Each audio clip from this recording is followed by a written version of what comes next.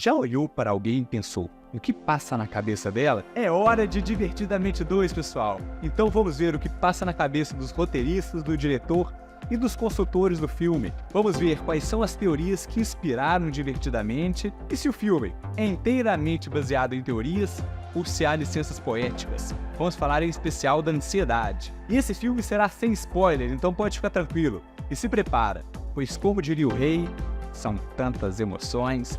Bora lá!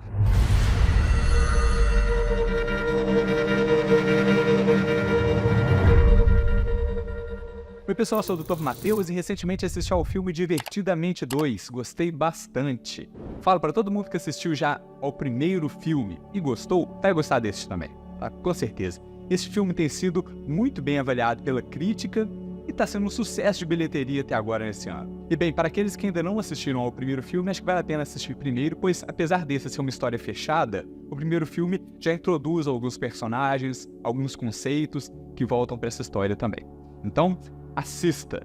E o seguinte, esse filme é baseado em teorias, a ideia dele não vem da mente dos roteiristas, do diretor, baseado em algumas teorias que são transformadas em arte, em animação, para um filme que é voltado para o público infanto-juvenil, mas muito bom também para adultos, especialmente quem gosta de saúde mental, adora esse filme geralmente. Mas, claro, não é uma representação fidedigna, tem a licença poética até para deixar o filme mais interessante também. Então não é o nosso objetivo apontar críticas, erros, de que na realidade a gente não pensa desse jeito, não é assim. O objetivo deste meu vídeo é a gente discutir as teorias, da onde elas vieram e se tem eventualmente alguma coisa que se difere um pouco da teoria, mas que sabidamente os produtores, o diretor, optou por fazer diferente para ficar mais legal, mais interessante talvez. Então vamos ver algumas teorias que inspiraram esse filme, a começar pela teoria das emoções de Paul Ekman. Pessoal, assim como foi no primeiro filme do Divertidamente, as emoções deste filme, elas vieram do psicólogo e pesquisador Paul Ekman. Em seu trabalho, que foi chamado de A Teoria da Universalidade das Emoções, ele estudou populações diversas do mundo, inclusive algumas tribos indígenas, e identificou inicialmente 6 emoções básicas nessas populações, que foram alegria, tristeza, medo, raiva, surpresa e nojo. E ele viu, para cada uma dessas emoções, teriam expressões faciais diferentes. Cada emoção, então, gera uma expressão facial distinta, que são semelhantes em qualquer lugar do mundo, independente da cultura ou do aprendizado social. Ele viu que, por exemplo, o sorriso normalmente é uma expressão universal de alegria. E dessas 6 emoções iniciais que ele identificou, teria também surpresa, que não é uma das emoções presentes no primeiro filme, nem no segundo.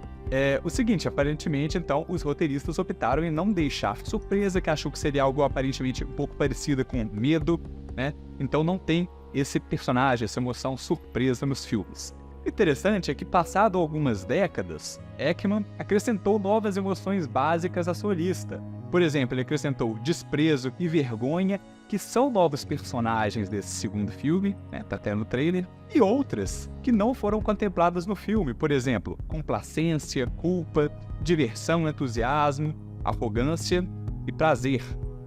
E tá gostando desse vídeo? Tá achando interessante? Então aproveita e já deixa um like pra gente, pessoal. O que é uma emoção? Então, pessoal, para o Paul Ekman, uma emoção é um conjunto complexo de respostas a eventos externos ou internos que envolve componentes subjetivos, fisiológicos e comportamentais. Então é o seguinte, primeiro vem um pensamento, que pode ser algo que a pessoa está sentindo, vendo, escutando, ou até algo interno, algo imaginado. E com isso vem a emoção, a resposta fisiológica a esse pensamento. Fisiológico significa do corpo, por exemplo, abrir um sorriso, mudar a expressão facial para ficar triste, às vezes até chorar, e outras respostas também fisiológicas. E viu o seguinte também, viu que emoções é uma resposta rápida e automática a estímulos, as situações que acontecem na vida, e elas permitem que a pessoa tenha uma reação a essas situações para o seu bem-estar e melhor convivência com outras pessoas também. E viu que tem um componente subjetivo também das emoções, que depende da experiência prévia de cada pessoa. Que, por exemplo, cada um reage à alegria, tristeza, medo, raiva a situações diferentes. O que, por exemplo, causa alegria para uma pessoa, eventualmente pode causar raiva o medo para outro também. E isso também pode variar de cultura. O que varia de acordo com cultura é o elemento que vai trazer emoção. Mas o que ele viu que não muda é, por exemplo, a expressão facial. E as emoções podem trazer mudanças fisiológicas, ou seja, no corpo das pessoas. Pode, por exemplo, a gente já falou hoje, né? Mudança da expressão facial, mas além disso, mudança da frequência cardíaca, da tensão muscular, a temperatura, até hormônios também podem ser influenciados pelas emoções. E apesar de elas serem automáticas, as pessoas têm capacidade de regular suas emoções. Dá um exemplo, criancinhas pequenas, normalmente quando sentem dor, isso as traz tristeza e depois choro. Porém, à medida que se cresce, a gente aprende a regular isso um pouco melhor. E quando um adulto sente dor, normalmente fica até menos triste e normalmente não chora por causa de dor também. E às vezes, né, um adulto pode sentir uma situação de dor muito mais intensa do que crianças, eventualmente, que levam uma bolada, por exemplo, e choram. Às vezes um adulto sofre uma dor muito mais intensa do que isso, mas não choram. E é o que a gente espera. Tem adultos que choram por questão de dor leve, aí a gente vê que é um adulto que não conseguiu aprender a regular bem suas emoções. Ansiedade é uma emoção? Pessoal, para o Paul Ekman, ansiedade não é uma emoção e, particularmente, eu concordo com isso também. No filme, certamente, né, teve uma assessoria técnica, mas optaram por deixar ansiedade como emoção para uma licença poética. E, sinceramente, acho que foi até uma boa personagem para o filme. Ela entrando na adolescência, né? Ansiedade é um problema muito comum no mundo, nas pessoas atualmente. Foi uma personagem legal, isso eu concordo também. E o seguinte, ansiedade é considerado um estado que pode envolver várias emoções, especialmente o medo, mas também outras, como por exemplo, vergonha, entusiasmo. No trailer do filme a gente vê que tem o personagem Vergonha, em que ele tá com suor nas mãos e também tem o rosto mais ruborizado. Isso, pessoal, é uma expressão de ansiedade.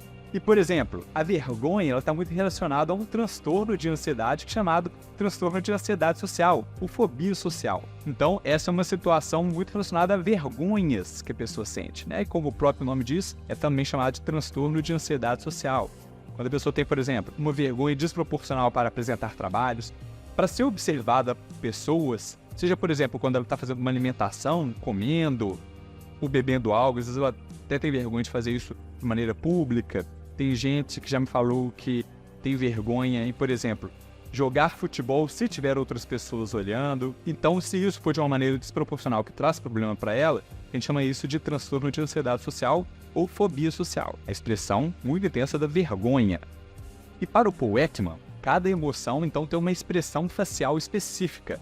Mas não existe isso para a ansiedade, não existe uma expressão facial típica da ansiedade. Porém, pessoal, tem outros autores consagrados que consideraram a ansiedade como uma emoção. Por exemplo, Freud e Richard Lazarus. Mas, particularmente, eu não concordo com isso. Concordo mais com essa visão do Paul Ekman.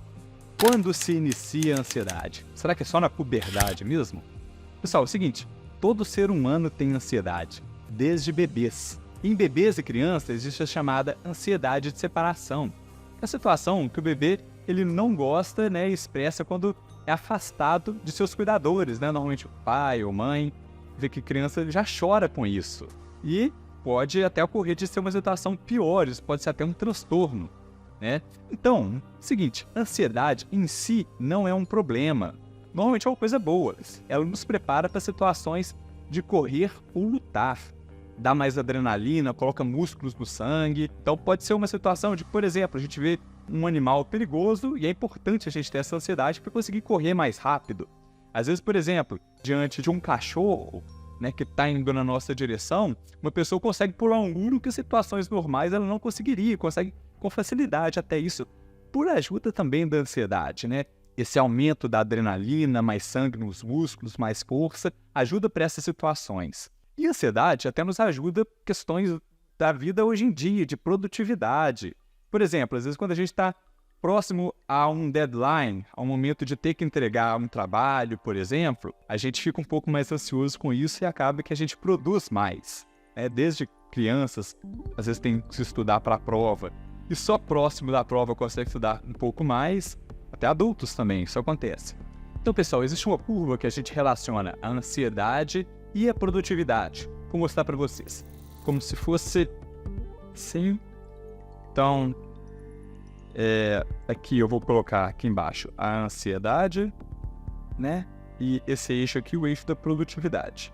Então, essa é uma curva que tem esse aspecto aqui, que a gente vê o seguinte, né? No momento inicial, quando tem pouca ansiedade, também tem uma pouca produtividade. Mas à medida que a gente aumenta um pouco a ansiedade, a gente fica um pouco mais ansioso para fazer algo. Pode ser, por exemplo, que a data limite está chegando, ou que a gente tenha alguma situação, por exemplo, um perigo, a gente vai ser mais beneficiado por isso, a gente fica entusiasmado com essa situação, também aumenta a produtividade. Porém, depois de um determinado aumento desse ponto aqui mais alto da curva, começa a cair a produtividade à medida que também diminui a ansiedade.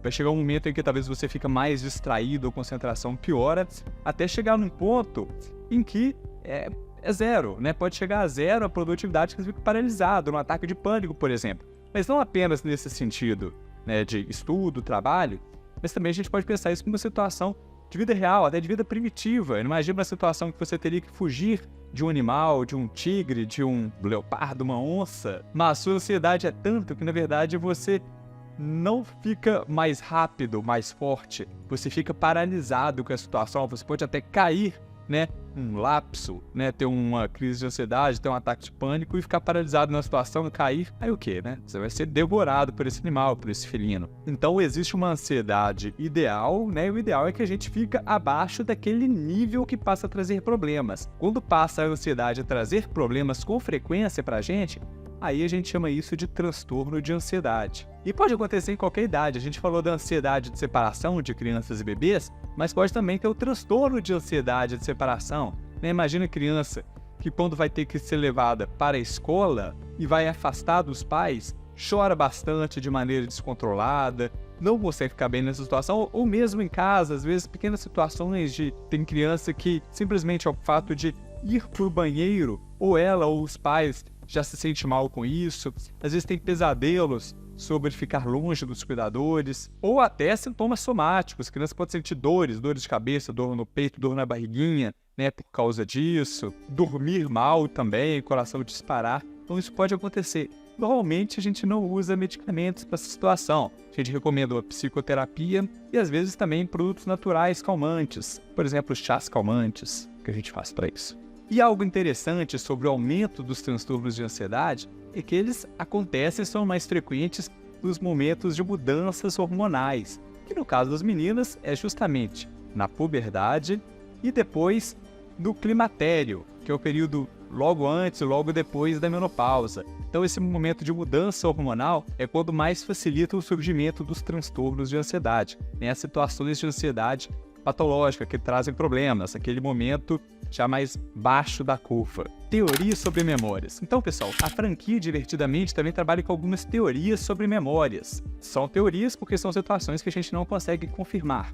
Então, algumas que eu acho que vale a pena destacar. Por exemplo, tem a teoria da importância das emoções da memória. Isso é algo central no filme. Desde o primeiro filme, a gente vê que cada memória é marcada pela cor da emoção envolvida.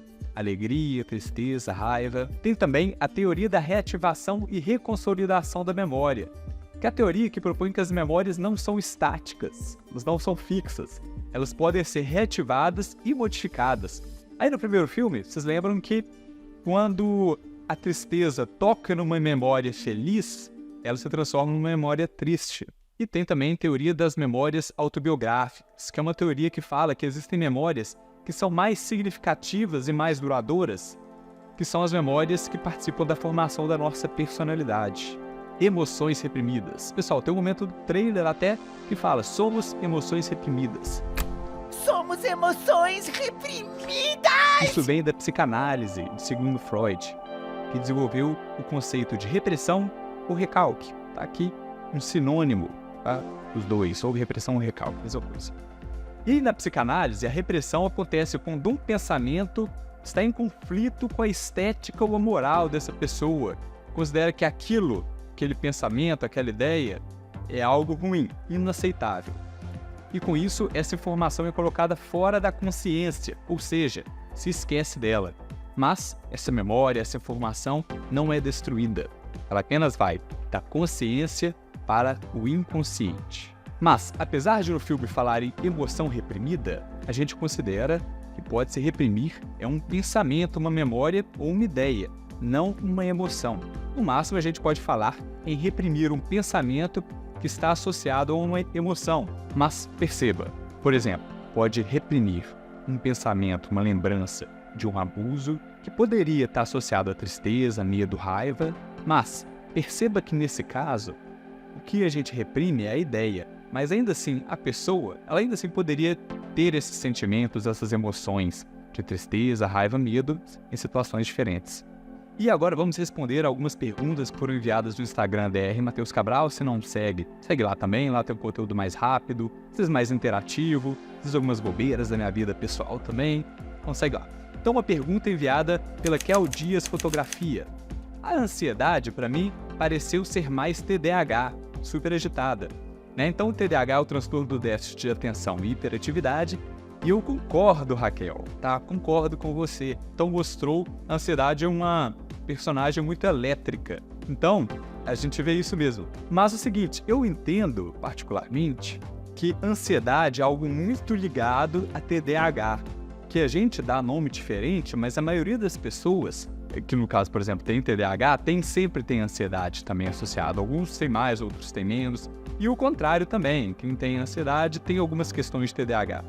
Até porque, né, TDAH é déficit de atenção e hiperatividade. Mas no caso de transtornos de ansiedade, por exemplo, o caso da ansiedade generalizada, a gente fala de prejuízo da concentração, ou seja, né, déficit de atenção, e inquietação, que de certa maneira é o mesmo da hiperatividade. Então eu acho que tá ligado, a gente dá nomes diferentes, mas normalmente eu entendo que as pessoas têm um pouco de ambos. Eu penso que a maioria das vezes é uma entidade só.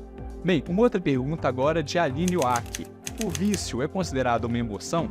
A gente pode entender então que no sentido amplo da palavra, uma pessoa que tem um vício vai para o vício para ter essa emoção. Talvez, por exemplo, aquela descarga de monoaminas, principalmente dopamina, vai deixar algo emocionado. Por exemplo, um vício de jogo, né, um medo de perder ou a possibilidade de ganhar deixa essa pessoa emocionada, mas enfim, não nesse sentido que a gente viu, o sentido, por exemplo, do Paul Ekman, que ele relaciona emoções a um estado em que até tem expressões faciais características. Aí não teria no caso do vício. Então, seguindo esse autor, vício não seria considerado. Só, né, no sentido amplo da palavra, na língua portuguesa, um vício pode estar ligado a uma emoção. Pode ser emocionante, né, nesse sentido. E uma pergunta do Corne. Doutor, as emoções podem prejudicar a vida particular da pessoa? Né? Claro, pode sim, né? Então, por exemplo, né, uma tristeza prolongada, persistente, isso daí pode ser, por exemplo, uma depressão. Já um estado de alegria exagerada também pode ser um problema. A gente pode ver isso no estado hipomaníaco, até maníaco do transtorno bipolar. O nojo está muito relacionado ao toque. Nojo, tipo, por exemplo, precisar lavar as mãos, tomar banho, ou outros relacionados também. Tá? Então, pode sim, pode trazer problemas e os transtornos relacionados a isso. Bem, pessoal, espero que tenham gostado desse vídeo. Se gostou, se ficou com alguma dúvida, aproveita e já escreve aqui embaixo. E se gosta de mais vídeos como esse, se inscreva no nosso canal e ative os sininhos para saber assim que tiver um vídeo novo. Valeu, até o próximo vídeo.